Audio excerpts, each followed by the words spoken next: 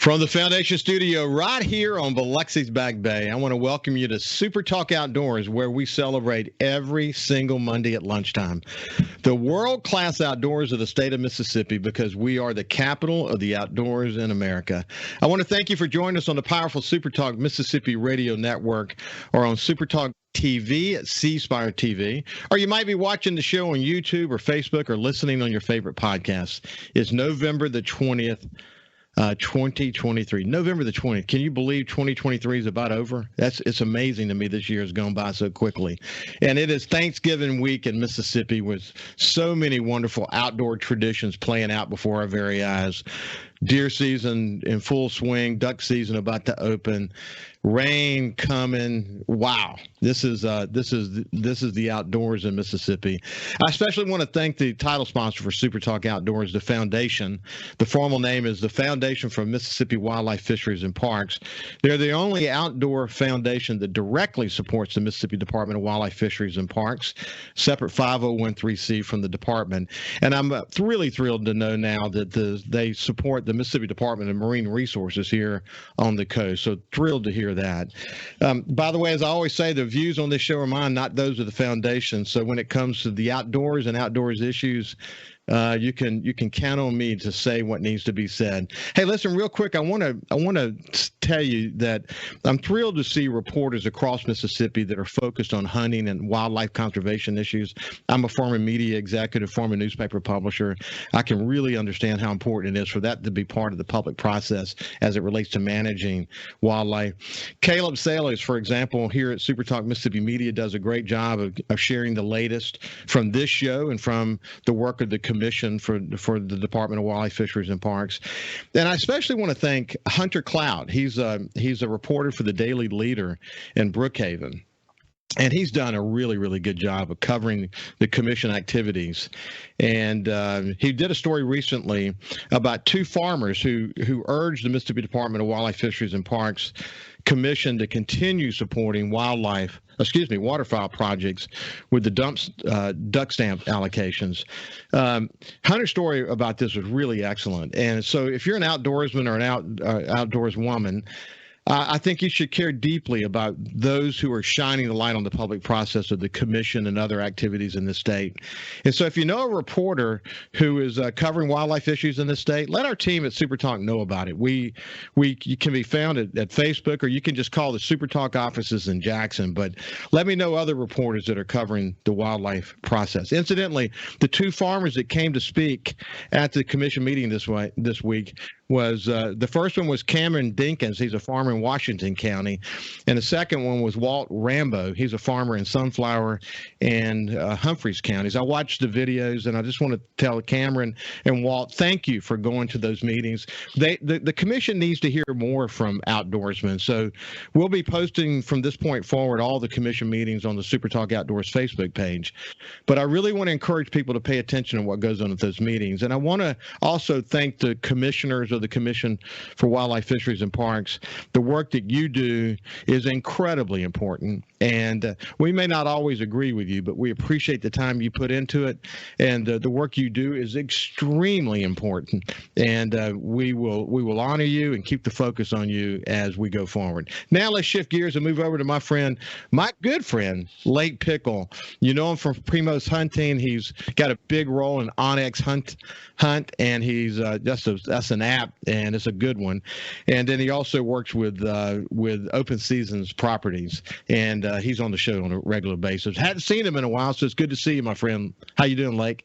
Likewise, man. I'm doing good, but I know you're probably doing even better. I mean, I know how much you love whitetail season, and when I think about this time of year, you touched on it earlier. We're talking about, when I think about like kind of the pinnacle of the fall, it's always right around this time, because you have usually the colder weather's coming, food plots are coming up, gun season's coming in, duck season's right around the corner. It's like the best time to be an outdoorsman in Mississippi. Yeah. Hey, listen, as you know, I was lucky enough to harvest a nice old swamp donkey 8-point, biggest bodied deer I've ever shot. But my son Jordan said, Dad, with the water coming, you ought to get down in that bottom. There's an old cypress break that's dry right now, but on one side of it is an open field, and the other side is a lake that's still got water in it. Mm-hmm. And when I got there, I was going to position myself closer to the lake, but there was fog on the lake. So, by the way, the scene was unbelievable because you had about 10 or 15 woodies that were just swimming in what water there was along the edges because it was 34 degrees yesterday. It was frosty along the edges and just big, amount of fog. So I had to position myself a little bit more toward the break. And I had a Primos tripod, and I set the gun.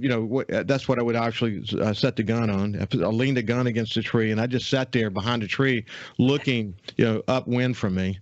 And dude, it was dead for a long time. Beautiful. I was texting him, whatever. And finally I looked up, and here comes this old swamp donkey walking directly toward me, literally just walking directly toward me. And so much so that I couldn't reach for the gun. He got about 20 yards from me, and we did a 2-minute stare down, 2 minutes. And finally he turned and ran, and I grabbed the gun, put it up. He got about 50 yards in his bottom and turned toward me. And, obviously that was a big mistake. I shot it. But look, I waited, an hour and a half for my grandson who was hunting with his father. His name is Brody, and his father is Keith Williams. And I waited for them to get down from their stand so Brody and I could go look for it. And man, it was just such a special memory. He saw it before I did, and he said, Papa, there it is. And he ran toward it. Wow. It was just, memories, man. The only regret I have is I didn't video the moment. I wish I'd have videoed it. But, that's that whole process after you harvest a deer, or even if you don't harvest a deer, just the beauty of being out there. But the process after you harvest a deer, the celebration around it and all that, it's just a lot of fun. Yeah, everything there's so many ways, so many ways that can play out. I shot a doe with my bow back in late October, and that was the first deer that I had killed by myself in quite some time, because normally, we're doing the video stuff or whatever. And that's great too, because, to your point, there's the camaraderie aspect of it. And so you shoot a deer with, you turn around, you're high-fiving, everyone's pumped up. But it had been so long since I'd shot a deer by myself that I'd almost forgotten that, what it felt like just to be able to sit there and not have to worry about rushing off, not have to worry about getting whatever footage we needed. It was just soaking in that moment, and I was so happy about shooting that doe. It was just a fun, beautiful morning. I got her out of there, and then I made smoked sausage pasta for my wife last night from that doe. So we're still. That's so cool. Hey, listen, my son Jordan was, speaking of bow season, he was near this area and had a buck at 55 yard shot. He sent me a note and said, "Man, I just toasted one." And as it turns out, it had turned and was going back up, and we think that the leg was down covering its vitals.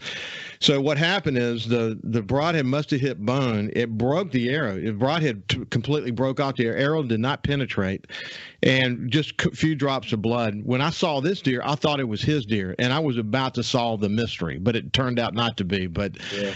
He was so sad when that happened because he just knew he had done it. But sounds like that's something you've done before. Man, if you're around, well, any kind of hunting, but bow hunting especially, that's just something that you're going to run into. I've done it. I've been around buddies that have done it. I've been videoing and watched it happen. It's just it is a sickening feeling that, it's, like I said, it's an unfortunate part of the game, but it happens. You can practice as much as you want to, and things just happen sometimes. Yeah. It was, he walked over and picked up he could see it was shattered on the end. It broke literally at the broadhead. It shattered, a little bit of deer hair, and it just fell and had no blood on the arrow whatsoever, and so, it lived to see another day. But the reality is, I thought I was going to absolutely just thrill him with showing him this is what happened to your deer. But yeah, we didn't get a chance to do that. But listen, we got big rain coming. Food plots, we got a good rain about a week ago. Food plots are really growing. We posted a video at SuperTalk, the SuperTalk Outdoors Facebook page, showing lots of food plots starting to come up around Mississippi. And, after all the drought, it's great to finally get a little bit of some cold air and certainly some rain that's going to make it feel like hunting again, isn't it? I went and hunted with a friend of mine yesterday evening and just sat a food plot with him. And if you were to go out to this food plot and just look at it, you would think, I mean, you're like, man, it's just bare dirt out there. But what's happening is because of that fresh rain, it's actually having some just early growth coming up, and the deer are all over it because, like you said, the mass trees aren't that much. There hasn't been any food plots, so they're just eating it up. But yeah, like you said, it's coming along. People can definitely feel that. It's a big celebration, and then of course here we go toward Thanksgiving. Happy Thanksgiving to everybody. Hey, when we come back on the other side, we'll continue our conversation with my dear friend Lake Pickle. We'll see you after this break. Welcome back to Super Talk Outdoors as we visit with my friend Lake Pickle. You know him from the Primos Outdoors TV show. He works with OnX. He also works with Open Season Properties.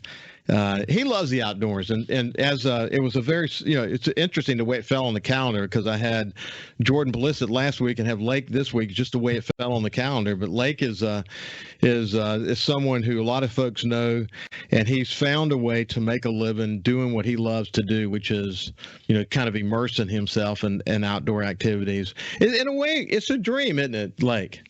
There's still days, where I wake up and just wonder how I ended up here. Normally, days like elk season or the opening day of gun season, or when I get to go turkey hunting with Brad or Will, I just catch myself sometimes going like, how in the world did I ever end up doing this? But I'm sure thankful for it. I can tell you that. I know you are, man. I know you. So what does hunting season look like for you as you look forward through the end of January? I bet your calendar's packed. Yeah, it gets busier by the day, because you got to stay fluid with this kind of stuff. You get a weather front rolling in or a good opportunity pops up. But obviously, I did a fair amount of bow hunting in the early season. Going to still do some more bow hunting from now to the end of the season, I'm sure. But with gun season and opening up, obviously I have some plans there. What I'm really excited about, what's sitting on the forefront of my mind currently, is the waterfowl season that is right around the corner. I'm actually, you mentioned Jordan earlier, my brother that I didn't ask for. Him and I are going to scout a spot that we're planning to hunt on opening day. Well, I shouldn't say scout. We kind of know that there's some ducks there, but we're more or less trying to figure out where exactly we're going to set up. So we're getting pretty antsy about that because we're excited. Hey, listen, I've noticed that the Primos podcast is back up again, running with you, and there's been some gaps along the way. But what I think what I observe is that you're doing a great job with the podcast, and they may try to find other alternatives, but at the end of the day, they come back to you. You're really doing a great job with the podcast, and I really want to encourage people to go look at it. You got a podcast there that has really developed a strong brand. Well over 1 million downloads, and it's got to be exciting for you to be doing that podcast.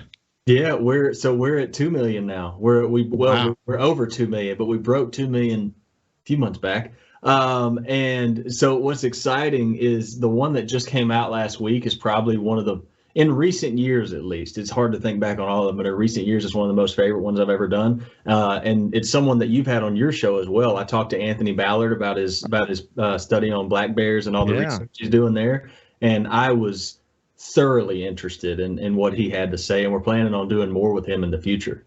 Yeah, I enjoy having Anthony on the show.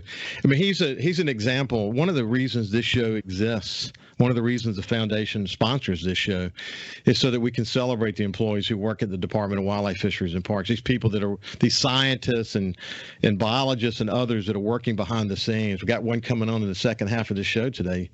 Keith Mills is going to be joining me, and we're going to talk about fisheries and crappie and whatever else. But it's an opportunity to celebrate the incredible people who work at the department.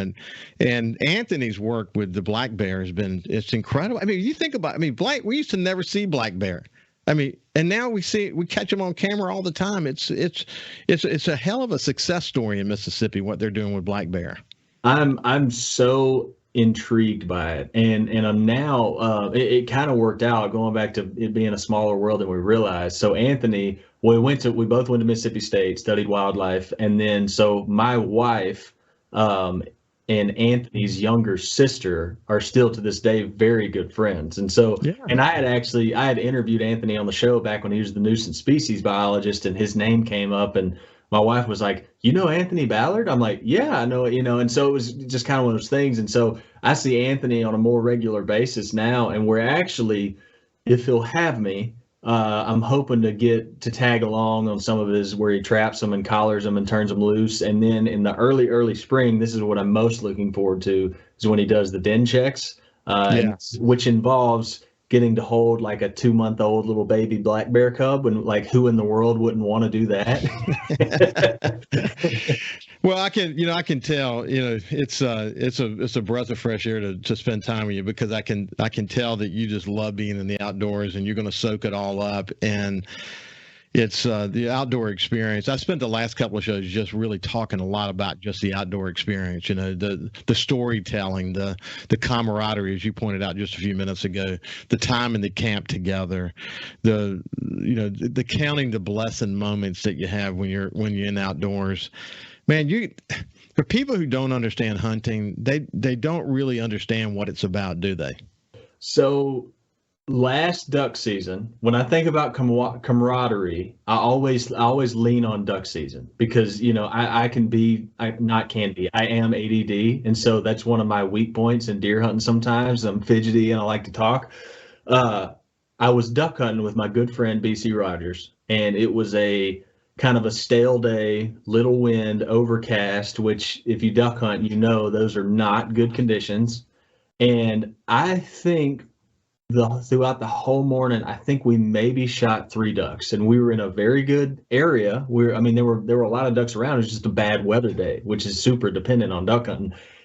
So on that 3 duck day, we laughed so much, and we talked so much, and we swapped so many stories, and we were sipping on hot coffee, and his son was there, who's just getting old enough to go to tag along with him. And it's like, you can't recreate those kind of moments, or I couldn't, if it wasn't for hunting, if it wasn't for the outlets that the outdoors give me. And so that's what I think about, talking about that subject. That's where those moments come from. Yeah, my buddy Terry Waldrop, my son Jordan, and I were in a blind together toward the end of last season. We had a good hunt, but the scenery, the laughs, the memories. I mean, we all 3 looked at each other and said, "Wow, is this not unbelievable?" Everything was right. Everything was right. But I wrote this. The Mississippi hunting tradition is about bonding with family members and strengthening relationships. It's about providing an opportunity for generations to come together to share experiences and pass down knowledge and skills from one generation to the next. Trips to our hunting grounds involve storytelling and laughing uncontrollably. It's about teaching valuable life lessons and a respect for nature, and instilling a sense of safety and responsibility in each other and our kids and our grandkids.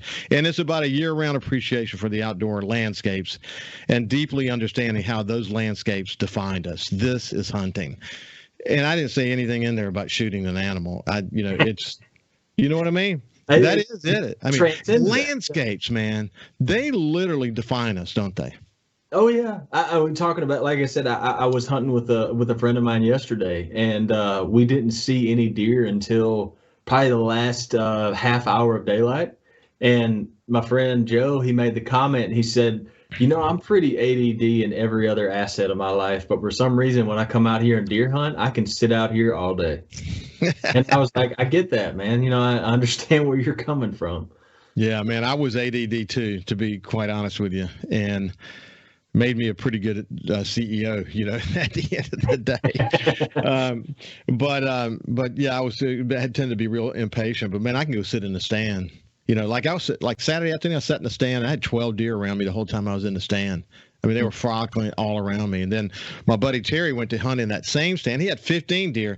Now look, excuse me. So Terry gets up in the stand, and we can't reach him. And I'm saying, well, either he fell out of the stand, or he forgot his phone, or he's covered up in deer. And it turns out he was covered up in deer, and he couldn't text. But there's nothing better to be in a stand once you get in there and deer start to come out, and they're in there the whole time you're there, and you can't move a bone. That's what hunting is really all about. Oh yeah, I love the moments when when you get deer close enough that you can, I mean, like you said, within bow range, right? Yeah. And they have no idea you're there, and you're just getting to watch them do what deer naturally do. Those are my favorite moments, and that translates over to ducks, turkeys, whatever it is. I just like being that close to wildlife and just watching them do what they do. Yeah, it's really cool. So, how's your gig with OnX going? Fantastic, man. I've had so much fun working for this brand. I've had a lot of fun watching it kind of grow and the popularity of it kind of migrate this way down south. And some of the changes that we've made to kind of be more, I guess not changes, but added things on to make the app more befitting to someone that hunts at a lease, a deer camp, the family's back 40, just things that you can add to make it to where it's not, because they were, OnX was based out of Montana. And so Montana, whether even the residents that have lived there for years, a lot of them ended up hunting up these big swaths of public. And so just adding things to make it more translatable to a hunter down here. Yeah, enhancements to what is already great functionality, but then crowdsourcing could be a real opportunity there as well. Just getting lots of input. Hey, Lake's been great to spend some time with you, my friend. Likewise, I always enjoy coming on. You bet. Have a great day. When we come back, we'll be joined by Keith Mills, who is with the Department of Wildlife, Fisheries, and Parks, and we're going to talk fisheries. We'll see you after this.